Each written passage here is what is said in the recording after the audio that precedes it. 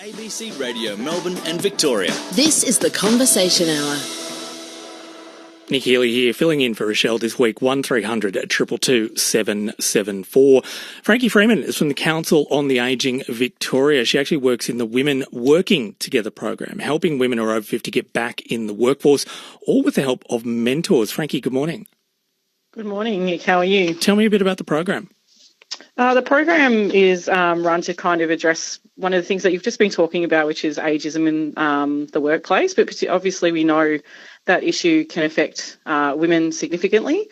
And the program really tries to address that through linking older women with professional mentors in hopes to try and get people who have great skills and may have taken some time off work for whatever reason, the confidence, the other skills, other training to get them back into the workplace. What's the success rate like? Like, how does this actually kind of go in getting people back into the workplace?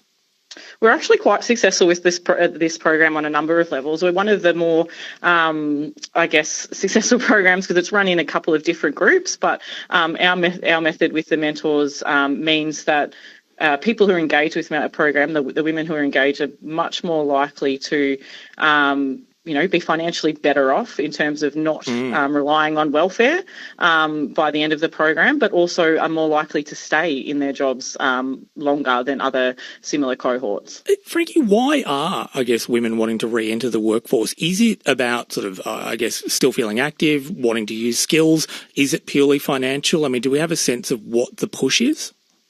There's probably a lot of factors. One of them is, particularly for women over 60, they generally often have lower superannuation balances than their male counterparts. Mm-hmm. Obviously, how the workforce has been set up for many years, and the kind of demographic of people going into work, led to that issue. And now women are recognising, they've been doing other jobs or, unpaid labour throughout their life, but they realise they've got all these skills and these really fantastic things to contribute to society and want to do that through work, which is, it's not just financial, but it's also about having self-esteem attached to being a useful member of society as well. Frankie, we've been talking very generally this morning. I'm kind of curious, in particular, with getting women back in the workplace, are there regional concerns? Is it harder in some ways and not others, depending on where you are in Victoria?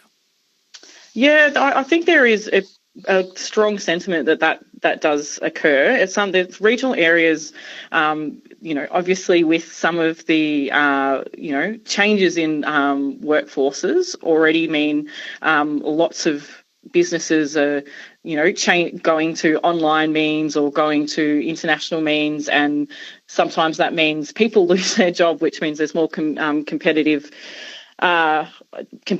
in that area, which means older women are kind of shut out from some of their traditional workforces in regional spaces. But also from a metropolitan point of view, we often find there's pockets where different multicultural groups sit, and we find that women in those multicultural groups can sometimes even be more impacted by ageism in the workplace, because not only are they dealing with sexism from an older woman's point of view, but ageism as an older woman, but also some of that racism connected issues as well. Frankie, I'm really glad you were able to take the time to speak this morning. Thank you. Frankie's from the Council on the Ageing Victoria, the Women Working Together program, something she's been working on.